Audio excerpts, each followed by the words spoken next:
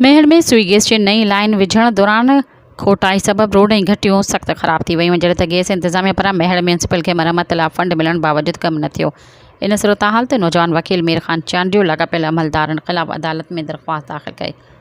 नौजवान वकील मीर ख़ान चांडियो अवामी न्यूज़ सां ॻाल्हाईंदे चयो त शहर जा ग्राहक आहियूं, काफ़ी ॾींहंनि खां ॾिसूं पिया, गुज़िरियल 2-3 महीननि खां त असां वटि थींदो ईअं आहे त रोड ठहंदा आहिनि त पोइ वरी हुननि खे यादि ईंदी आहे। हालांकि सॼी दुनिया में ईअं हूंदो आहे त जेके इदारा हूंदा आहिनि उहे कोऑपरेटिव हूंदा आहिनि। त गैस जी लाइन थी या पाणी जी लाइन थी त जेकॾहिं हुनखे विछाइणी हूंदी आहे त उहे अॻु में विछाईंदा आहिनि त पोइ वरी तरक़ियात कंदा आहिनि। हाणे जेकॾहिं मेहर शहर में काफ़ी अरसे खां पोइ कुझु रोड रस्ता गिटियूं ठहियूं, पेवर ब्लॉक ठहिया त असांखे ख़ुशी थी, सुठो अमल हुयो। पर वरी थोरे अरसे खां पोइ ई वरी इहा अची गैस वारनि जेका सो खोटाई शुरू कई, डंपिंग शुरू कई।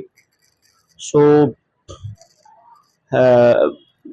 उनजे बावजूदि वरी हुननि खां मालूमात वरिती भाई कॾहिं कमु पूरो थींदो या हिन जो छा लाइ अमल आहे, थोरो असांखे तफ़सीलात ॾियो त असां हिन खां शयुनि खे आगाह थियूं। ॾाढा शहरी ॾुखिया थियनि था, ख़ासि तौर ते ऐं सिंध रूल एक्ट आहे त जॾहिं बि हिननि खे डंपिंग करणी आहे या खोटाई करणी आहे उहा राति जे टाइम ते करणी आहे।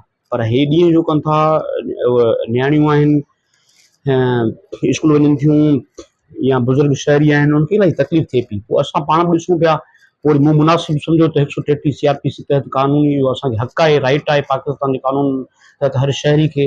ऐं बहसियत शहरी जे ऐं हिकु वकील जे इहो मां मुनासिबु सम्झो त इन शइ खे एड्रेस कजे। ऐं मूंसां गॾु हिन साॻी इन पिटीशन में दरख़्वास्त में एडवोकेट साईं इरफान मेमन साहब बि गॾु हुया। उन फाइल कई, उन महिनत कई ऐं असां गॾिजी उन शयुनि खे अॻिते वधायोसीं। सब्सक्राइब कयो अवामी न्यूज़ HD खे ऐं ताज़ा तरीन ख़बरुनि लाइ ॾिसंदा रहो अवामी न्यूज़ HD।